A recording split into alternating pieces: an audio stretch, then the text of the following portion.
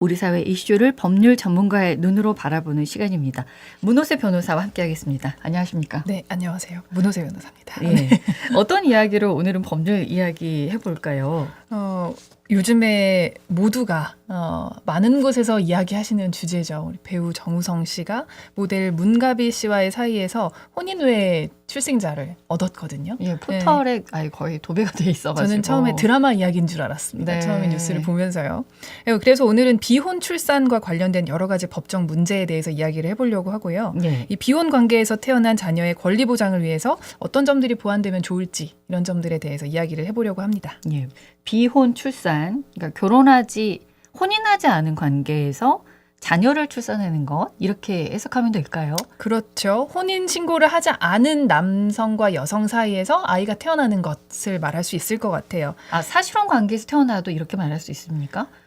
어떤 요즘 말하는 비혼 출산이라는 것은 사실혼 출산하고는 조금 다른 면이긴 해요. 특히 이번 사건 같은 경우는 네. 둘 사이에 부부 공동의 생활이라는 것이 전혀 없는 상황에서 아이를 낳았기 때문에 이번 사건과 비교해보면 사실혼 관계에서 태어난 아이는 조금 사례가 다르지만 지금 제가 말씀드릴 인지청구라든지 다른 이런 부분에 있어서는 사실 사실혼 관계에서 태어난 아이도 법적 취급은 똑같습니다. 그런 것도 비혼 출산이라고 말을 할 수 있군요. 그렇습니다. 네, 알겠습니다.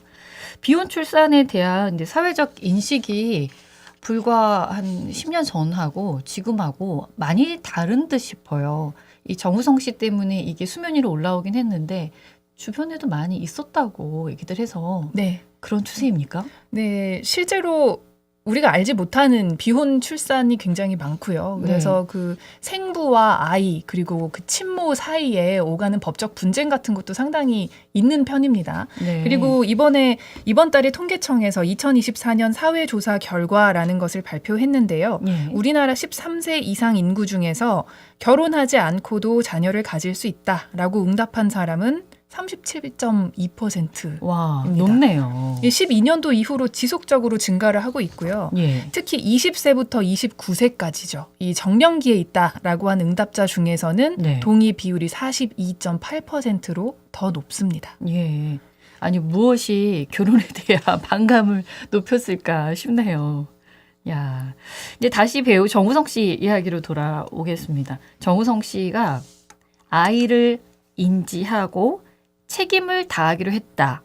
그리고 양육권, 상속권에 대한 이야기도 나오고 있는데 인지했다. 이거는 어떻게 해석을 하면 될까요? 인지라는 것을 우리가 보통 쓰는 단어로 이제 생각하면 인식했다. 그냥 내 아들이다라고 그냥 인정했다라고 생각하실 수 있는데 네. 법적인 용어로의 인지는 조금 다른 이 의미고요. 정식 법적 절차를 거쳐야 하는 일입니다. 네. 일단 혼인신고를 하지 않은 남성과 여성 사이에서 아이가 태어나면요. 가장 문제가 되는 게 뭘까요? 일단은 태어났다고 이렇게 호적에 올리는 건가요? 네, 호적에도 올려야 되고요. 그리고 그것보다 더 앞서서의 문제는 이 남성과 아이 사이에 친부 관계가 성립하느냐. 이것을 정리하는 게 가장 중요한 일이겠죠. 네. 네, 어머니의 경우는 문제가 없어요. 직접 낳기 낳으니까. 때문에 네. 문제가 생길 여지가 없죠. 근데 아이하고 아버지의 관계는 달라요. 그래서 남성이 친부인지 아닌지를 확정짓는 절차가 필요한데요. 법률혼 관계에서 태어난 아이는 이 남성의 아이로 추정이 됩니다. 네. 법적으로. 근데 혼인 외의 출생자는 이런 추정이 되지 않기 때문에 친부 관계가 성립하려면 법적으로 인지를 해야 합니다. 그럼 그 인지를 뭐라고 유전자 이렇게 비교하고 이런 걸 말하는 겁니까? 이 인지 절차라는 것은 남성이 자발적으로 할 수도 있고요. 네. 자발적으로 하지 않는 경우에는 아이나 어머니가 강제 인지 청구를 할 수도 있습니다. 네. 그래서 이 절차에 대해서는 제가 일단 하나씩 설명을 드리려고 합니다. 예. 인지 과정을 이제 거치면 가족 관계 등록도 되고 혼인 중에 태어난 아이와 똑같이 되는 것인지 아니면 그건 아닌 것인지 궁금하거든요. 네, 이게 그 남성과 여성은 부부가 아니라고 해도 네. 인지를 하면요. 법률혼에 태어난 자녀하고 똑같은 법률 효과가 발생합니다. 아이는? 네, 네. 아이와 아버지의 사이에서는요. 우리가 이제 일상적인 용어로는 생부라고 하고요. 법률적인 용어로 이제 법적 효력이 있는 관계는 친부 관계라고 부르거든요. 그래서 이 인지 절차를 맞춰서 생부가 친부가 되면 가족관계 등록부에 등재가 됩니다. 아, 이 결혼하지 않았더라도 이 남성의 아이로 가족관계 등록부에 올라가고요. 그리고 혼인 외 출생자는 출생신고를 하면서 엄마의 성을 따르게 되거든요. 아버지가 누군지 지금 등록이 되지 않기 때문에. 네. 그런데 인지를 하면 아버지의 성을 따르게 또 됩니다. 근데 네. 이것을 그 종전에 어머니의 성을 따르고 싶으면 협의를 하거나 법원의 결정을 받아서 결정할 수 있는 문제이기는 해요. 예. 그리고 이 인지는 기간의 제한도 없기 때문에 언제라도 인지 청구를 할 수 있습니다. 누가 합니까? 이 인지 청구의 당사자는요. 보통 아이 예. 그리고 아이의 법정 대리인이 할 수 있습니다. 네. 그 아버지를 상대로 할 수 있습니다. 신생아는 당연히 못할 것이고 이제 아이 어렸을 때라면 이제 아이의 법정 대리인이 할 텐데 네. 대부분 이제 친모죠. 친모가 이 되겠군요. 법정 대리인이라는 거는 친모고요. 예. 실무적으로 인지 청구를 하는 것은 보통 아이는 어리기 때문에 저희가 이제 아이는 사건 본인이라고 부르거든요. 네. 사건에서 사건 본인의 법정 대리인인 모 누구 해서 생부를 상대로 제기를 하는 경우가 많습니다. 예. 인지는 좀 전에 친부가 자발적으로 하지 않아도 된다고 말씀을 하셔서 네. 그러면 어떻게 가능한 겁니까? 그 전에 제가 뭘 하나 설명을 안 드렸습니다. 네. 인지를 하게 되면요. 친부로서의 그 권리가 생기기 때문에 의무도 생기거든요. 예. 양육 의무가 생기기 때문에 양육비도 당연히 지급을 해야 되고요. 또 권리로서 면접 교섭, 이 아이를 내가 보고 싶다고 하면 볼 것을 요구하는 권리도 생기는 거고요. 예. 그리고 이 아이는 재산을 상속받을 권리도 생깁니다. 그러니까 양육권, 상속권. 네, 아이는 상속권을 이제 생기고. 갖게 되는 거죠. 그리고 네. 친부는 양육 의무를 지는 것이고요. 알게 된 그 시점부터 지는 겁니까? 아니면은 뭐 소급해서 지는 겁니까? 인지를 하면 네. 네, 그냥 출생시부터 네, 네. 그렇게 하는 거고요. 예. 그리고 이제 자발적으로 협조를 하지 않더라도 이 인지 청구를 강제로 인지 청구를 할 수가 있습니다. 그래서 생부, 생모가 자발적으로 아이를 인지하고 친자로 신고하지 않으면 우리가 강제 인지라고 부르는 인지 청구의 소송 제기 가능한데요. 네. 제기할 수 있는 사람이 누구인지는 좀 전에 설명을 드렸죠. 자녀 혹은 법정 대리인이 할 수 있고요. 예. 근데 이런 경우가 있습니다. 인지 청구를 해야 되는데 생부나 생모가 이제 사망한 경우가 있어요. 네. 사후에라도 내가 인지 청구를 해서 이분의 자녀로 인정받으면 상속의 권리가 생기기 때문에 재력가라거나 하는 경우에는 사후에라도 인지 청구를 하거든요. 네. 이 경우에는 이제 사망했다는 사실을 안 날로부터 2년 내에 검사를 상대로 해서 인지 청구를 할 수가 있습니다. 네.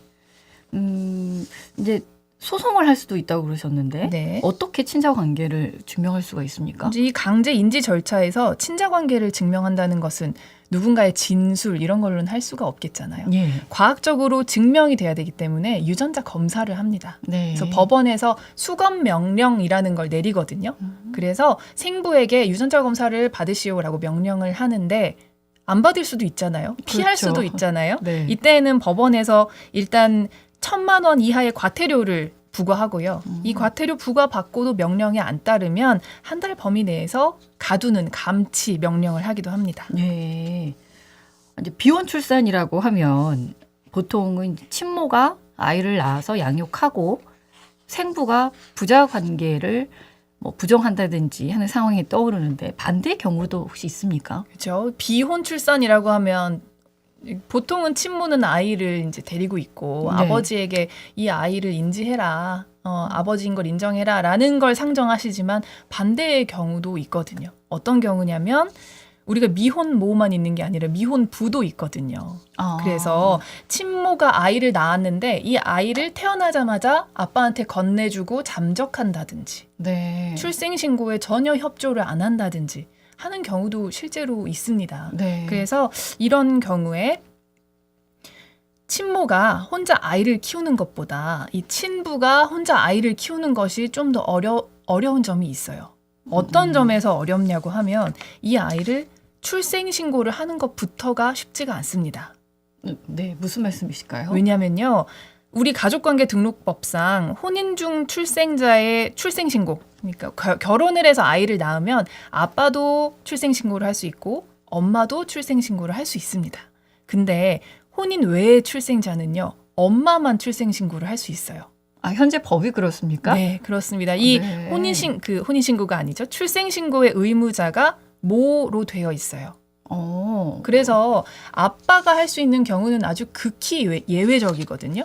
결혼을 하지 않은 사람이 어떤 아이를 자기 아이라고 출생신고를 하려면 네. 생모가 어디 있는지 모른다. 소재 네. 불명. 이 엄마의 인적사항을 모른다. 뭐 이런 것을 증명을 해야 돼요. 본인이. 어떻게 증명을 하라는 그러니까요. 거죠, 그게? 뭐 사회복지 어떤 시설에서 자료를 받아오든지 뭐 여러 가지 방법이 있을 수 있겠지만 딱 떠오르는 건 없잖아요. 네. 그래서 어렵죠. 네. 실제로 어렵습니다. 친부가 혼자 그 아이의 출생 신고를 한다는 것이. 뭔가 좀 적절하지 않다 이런 생각이 드네요. 네. 네. 네, 그래서 사실은 인지 청구하는 것보다 이 아버지가 아이 출생 신고를 하는 것이 더 어려운 면이 있어요. 근데 네. 아이는 출생 신고를 해야만 예방 접종이라든지 네. 뭐 어린이집에 다니는 이런 보육 혜택을 받을 수 있어서 출생 신고가 이루어지지 않으면 성장하기가 매우 어렵거든요. 아니 근데 이거 개정 안 됩니까? 다행히도 개정이 될 걸로 보이는데 아. 그 이유가요. 지난해 3월에 헌법재판소가 이 부분에 대해서 헌법 불합치 결정을 했었습니다. 이 네. 가족관계 등록법에서 왜 생부는 출생신고를 못하게 되어 있느냐. 네. 어머니만이 출생신고 의무자로 되어 있는 규정은 이 아이의 기본권을 침해한다. 아이가 태어나자마자 출생 등록될 권리가 있는데 그런 기본권을 침해하기 때문에 이것을 내년 5월 31일, 그러니까 25년 5월 31일까지 국회에서 입법을 통해서 고쳐라 라고 결정을 했기 때문에 내년 5월경까지는 이것이 이제 개정이 될 걸로 보이고요. 이렇게 예. 되면 비혼 출산된 아이의 권리가 조금 더 보호되지 않을까 하는 예, 생각입니다. 그래 보입니다.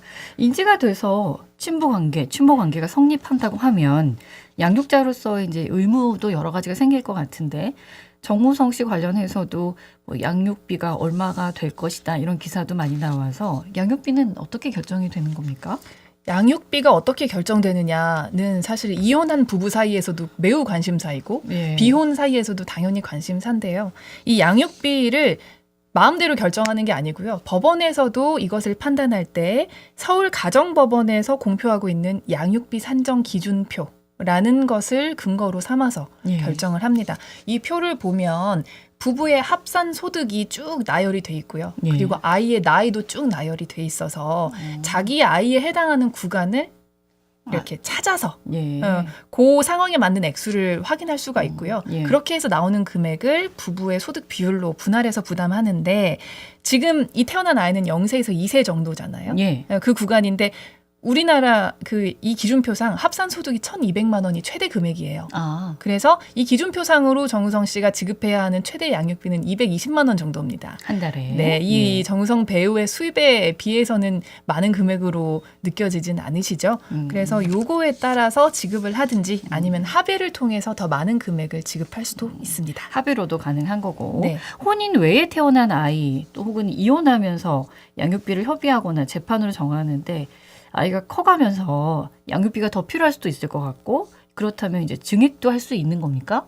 네, 양육비가 한번 정해졌다고 해서 그것이 고정적으로 영원한 것은 아니고요. 네. 상황에 따라서 증액이 될 수도 있고 예. 감액이 될 수도 있습니다. 근데 실제로 이것이 증감 결정이 나는 것이 많지는 않아요. 네, 자기의 사정을 잘 설명해서 법원에서 그런 결정을 받는 것이 이론적으로 가능은 합니다. 예. 혹시 양육비를 자발적으로 주지 않는다. 그러면 그 지급은 어떤 방법으로 보장을 받을 수 있는 겁니까? 여러 가지가 있는데요. 일단 뭐 확정된 조서라든지 판결문이 있으면 양육비 지급 의무자의 재산의 강제 집행을 할 수도 있고요. 그리고 뭐 급여 소득자라 그러면 그 직장에 바로 나한테 양육비를 줄 걸 빼고 이 사람한테 월급을 줘라. 그리고 그 금액은 나한테 바로 보내라. 라는 명령 신청을 법원에 할 수도 있고요. 예. 네, 여러 가지 방법이 있습니다. 알겠습니다. 오늘도 말씀 고맙습니다. 감사합니다. 언제 어디서나 내 손 안의 뉴스. 강주 MBC 뉴스 유튜브 구독으로 함께하세요.